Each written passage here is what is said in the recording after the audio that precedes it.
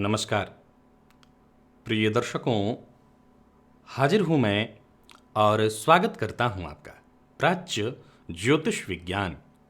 इस मंच पर आज हम सभी ज्योतिष के विद्यार्थी एक विशिष्ट जन्म कुंडली को समझने के लिए, इस कुंडली में बन रहे योगों को समझने के लिए और साथ ही साथ आज इस कार्यक्रम में एक दो योगों की भी चर्चा, राजयोगों की चर्चा और भी कुछ ज्योतिषीय बातें मिला जुला करके आज का ये कार्यक्रम ज्योतिष से संबंधित कई बातों को सीखने के लिए है। तो ये कार्यक्रम अत्यंत श्रेष्ठ जो आपके काम आने वाला है। दूसरी बात, प्रिय दर्शकों, बोर्ड पर ये जो चक्र आप देख रहे हैं, नाम आप देख चुके होंगे, गुरुदेव रविंद्रनाथ टैगोर की ये जन्म कुंडली है।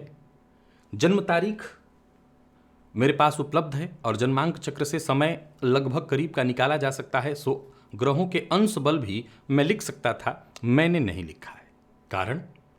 कारण यह है कि अब इस जन्म कुंडली के अध्ययन से हमें कुछ ज़्यादा लेना देना नहीं है, परंतु एक व्यक्ति विश्व में विख्यात हुआ, एक व्यक्ति जिसे विश्व कवि और भी कई तरह की नोबेल पुरस्कार विजेता हैं, ये कई तरह की पदवियां दी गई, कई तरह का सम्मान मिला। तो आखिर जन्म कुंडली में कुछ विशिष्टताएं तो होंगी ही, कुछ विशेषता तो होगी ही। हम उन्हीं को आज समझेंगे और साथ ही साथ जैसे मैंने कहा कि ज्योतिष से संबंधित कई सारी बातें हैं आज जो इस कार्यक्रम में जिस पर हम चर्चा करेंगे। प्रिय दर्शकों, मैंने कहना छोड़ दिया तो आपने करना भी छोड़ दिया, सब्सक्राइब। आप जानते हैं ये मंच केवल और केवल ज्योतिषीय चर्चा हेतु है। न तो इस चैनल पर कोई ऐड आता है और ना ही कुछ व्यवधान किसी तरह का, केवल और केवल ज्योतिषीय कार्यक्रम लेकर के मैं सोमवार के दिन उपस्थित हुआ करता हूं। तो इस चैनल में मेरी भी दिलचस्पी बनी रहे, इसमें कम से कम आपका जो अनुदान है वो अनुदान मुझे मिले, और वो अनुदान है कि आप अधिक से अधिक इस चैनल को सब्सक्राइब करें।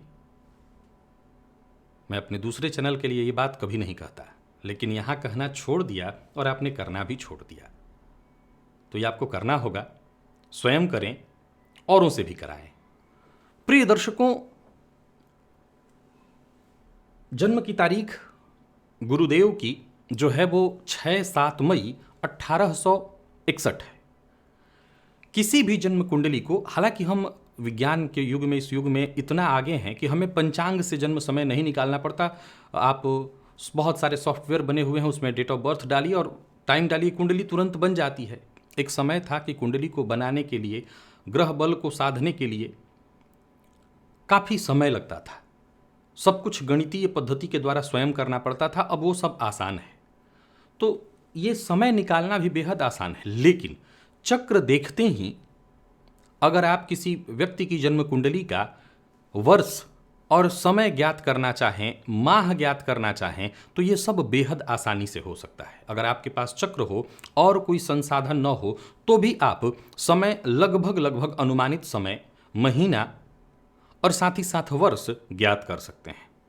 आपको पता होना चाहिए कि वर्ष को ज्ञात करने के लिए जन्म कुंडली में वर्ष ज्ञात करने का, किस वर्ष में जन्म हुआ है, सबसे करीबी तरीका है शनिदेव और देवगुरु बृहस्पति की स्थिति को देखना। इससे वर्ष तय होता है। महीना तय करने के लिए सूर्य की स्थिति को देखा जाता है और समय को भी तय करने के लिए सूर्य की स्थिति को ही देखा जाता है।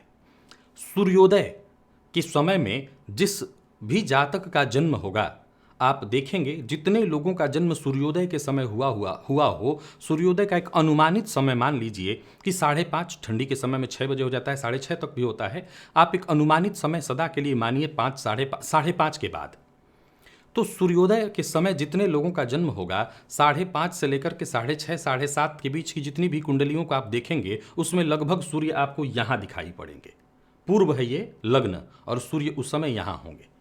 अब इसी क्रम से 2-2 घंटे में लग्न चेंज होता है, 2-2 घंटे से आगे सूर्य को खिसकाते चले जाइए। अगर 5:30 से 7:30 के बीच यहाँ रहा तो 7:30 से 9:30, 9:30 से 11:30, इसी क्रम से आप 2-2 घंटा आगे बढ़ाते चले जाइए, आप अपनी भी कुंडली में देखेंगे तो सूर्य की स्थिति से समय का ज्ञान आपको हो जाएगा। देव गुरु बृहस्पति 13 माह में राशि परिवर्तन लगभग कर जाते हैं, तो ये संवत्सर इनसे तय होता है। और शनिदेव 2.5 साल एक राशि पर रहते हैं, तो इन दोनों की स्थितियों से वर्ष को निकाला जा सकता है। इसमें थोड़े से पंचांग की आवश्यकता आपको पड़ेगी, और महीना भी सूर्य को ही देख करके तय किया जा सकता है। कि अब जाहिर सी बात है कि इतना तो सभी लोग जानते हैं, कुछ भी न किसी को पता हो तो ये बात सबको पता होता है कि मकर संक्रांति कब होती है, और मकर संक्रांति अर्थात मकर राशि में सूर्य कब है। तो उसी के हिसाब से आप गिन करके एक एक माह के आधार पर सूर्य को भी हम तय कर सकते हैं। कुछ भी न जिसको पता हो, मकर संक्रांति लगभग लोगों को पता होता है। मैंने जैसा कहा कि आज हम विज्ञान के उस युग में हैं जहां लगभग बेहद आसानी से ये सारी चीज़ें निकाली जा सकती हैं। तो आज आपने जाना सूर्य से आप जन्म का समय तय कर सकते हैं। ये अभी अभी आप अपनी कुंडली को देख करके तय कर लीजिए, 2 घंटे के अनुमानित समय में आपका जन्म समय होगा। अब जो दूसरा विषय है, इस कुंडली को जरा देखिए। आज दूसरा एक पॉइंट रखने वाला हूं, मीन। इस लग्न की कुंडली को देखा जाए तो कहीं ना कहीं इस लग्न के जातकों के मन के भटकाव की बात कही जाती है। इस लग्न के जो जातक होते हैं उनका मन बड़ा भटकता है। गुरुदेव की जो कुंडली है वो मीन लग्न की है। हाँ, इस कुंडली में कुछ विशेषता है, तो कुछ ऐसी भी चीजें हैं जिन्हें आज बहुत जरूरी है समझना। प्रिय दर्शकों, इस जन्म कुंडली में सबसे पहले आपको सरस्वती योग सिद्ध होता हुआ दिखाई पड़ेगा। सरस्वती योग इसी तरह से बनता है, देवगुरु बृहस्पति और चंद्रमा का ये जो परिवर्तन हुआ है ये सरस्वती योग का निर्माण कर देता है। देवगुरु बृहस्पति उच्च राशि में और चंद्रमा गुरु की राशि में, देखा जाए तो गुरु की दृष्टि चंद्रमा पर पड़ रही है। ये सरस्वती योग है। अब इसमें कहीं कोई संशय नहीं कि सरस्वती योग का सीधा सीधा प्रभाव गुरुदेव रविंद्रनाथ के जीवन में हमें दिखाई पड़ेगा। एक और बात, इस कुंडली को जरा आप देखिए तो सबसे पहले आपको नजर सूर्य पर डालना होगा। सूर्य, बुध, शुक्र और सूर्य उच्च राशि में बैठे हैं, मंगल पराक्रम भाव में है। गुरु का कुंडली के पंचम में होना अति विशिष्ट कारक, शनिदेव कुंडली के षष्ठ में अति विशिष्ट कारक। तो ये कुंडली देखने से ही पता चल जाती है कि ये कोई आम कुंडली नहीं है। इस कुंडली को अगर आप देखें तो ग्रहों की स्तुतियां बता देती हैं कि ये कोई आम कुंडली नहीं है। राहु का दशमस्थ होना, केवल कवि ही नहीं थे, और राजनीति में भी इनकी पकड़, देश की सत्ता इत्यादि में भी इनकी पकड़ रही, तो वो सारी बातों को दर्शाता है। और एक और बात आपको बताऊं कि इस कुंडली को देख करके ये तक पता किया जा सकता है, समझा जा सकता है कि किसी साधारण कुल में जन्म इनका नहीं हुआ। सीधी सी बात है, इनकी कुंडली के द्वितीय भाव में सूर्य उच्च राशि में बैठे हुए हैं। तो एक बड़े परिवार में जन्म लिए, एक ऐसे परिवार में जहां धन संपदा थी, फलस्वरूप ये पढ़ने के लिए विदेश गए, जाकर के बैरिस्ट्री की पढ़ाई वहां से इन्होंने की, भले बीच में छोड़ करके लौटे लेकिन पढ़ाई करने के लिए विदेश तक गए। तो जो भी हो, इस कुंडली में सब कुछ था। एक और भी चीज अगर आप कुंडली में देखें कि ज्योतिष का सूत्र आज आपको और बताता हूं। यहां सरस्वती योग को तो आपने देखा ही देखा, एक और सूत्र कला निधि योग। ये योग है बड़ा सरल, लेकिन जन्म कुंडली में अगर बन जाए तो इस योग में जन्मा जातक समाज में मान सम्मान पद प्रतिष्ठा सब कुछ हासिल कर सकता है। और ये कला निधि योग बनता कैसे है? ये कला निधि योग गुरु और शुक्र बुध से बनता है। ज्योतिष शास्त्र का कथन है कि जन्म कुंडली के द्वितीय भाव में अथवा पंचम भाव में देव गुरु बृहस्पति हों, जन्म कुंडली के द्वितीय अथवा पंचम भाव में देव गुरु बृहस्पति हों, और ऐसे देव गुरु बृहस्पति पर बाकी के बचे जो 2 शुभ ग्रह हैं बुध और शुक्र, इनकी दृष्टि पड़ जाए, या देव गुरु बृहस्पति बुध शुक्र इन तीनों की युति इन दोनों भावों में हो जाए, तो ये कला निधि योग है। इस योग में जन्मा जातक कोई आम व्यक्ति नहीं होता। इसमें कुछ समझने की आवश्यकता नहीं। देव गुरु बृहस्पति को राज्य अथवा राजकृपा कारक माना गया है, और ऐसे देव गुरु बृहस्पति पर जब 2 शुभ ग्रह की दृष्टि पड़े, अब सवाल ये उठता है कि ये योग इस कुंडली में भी है लगभग। मैंने जो सूत्र बताया वैसे आपको नहीं दिख रहा है, लेकिन मैं समझाता हूं। द्वितीय या पंचम में, तो यहां पंचम में देव गुरु बृहस्पति उच्च के दिखाई आपको पड़ रहे हैं। बुध और शुक्र की युति को अगर आप देखें तो ये द्वितीय भाव में बने हैं, और आपको मैं बता दूं कि ये गुरु से केंद्र में है, या गुरु इनसे केंद्र में है, चौथे 10वें का संबंध है। तो देव गुरु गुरुदेव की कुंडली में ये कला निधि योग भी सिद्ध हो रहा है। अब मैंने कहा था कि इस कार्यक्रम में आज केवल ज्योतिषीय बातें ही होंगी। प्रिय दर्शकों, एक और अनुभव की बात, इसमें कहीं कोई दोमत नहीं, कहीं कोई संशय नहीं कि जन्म कुंडली अध्ययन में ग्रहों के अंश बल को देखना, षड बल को देखना, यह मायने रखता है। नौमांस इत्यादि पाठ को देखना भी बहुत मायने रखता है। इससे ग्रह स्थितियां तय होती हैं। लेकिन जरा गौर करिएगा और समझिएगा, मैंने फिर से कहा कि मैं गुरुदेव की जन्म कुंडली का विश्लेषण नहीं करने बैठा हूं, फिर मैं कुछ समझाने बैठा हूं। अब जरा इनकी कुंडली में चंद्रमा की स्थिति को देखिए और सूर्य की स्थिति को देखिए। क्या समझा आपने? चंद्रमा अब सूर्य के बेहद करीब पहुंच गए हैं, अर्थात ये चंद्रमा पापग्रह तो बने ही बने हैं, अमावस्या के करीब के चंद्रमा है। और आप जरा गौर करिए, इन्हें विश्व कवि की उपाधि भी प्राप्त है। अर्थात कवि कौन? जो बेहतर कल्पना करे, श्रेष्ठ कल्पना करे। 8वें वर्ष में ही जीवन के इनकी कविताएं प्रकाश में आ गई थी। तो सरस्वती योग का प्रभाव तो था, लेकिन यहां चंद्रमा की स्थिति पर मैं चर्चा करने वाला हूं कि चंद्रमा यहां तो बेहद कमजोर बना हुआ है। फिर कैसे सब हुआ?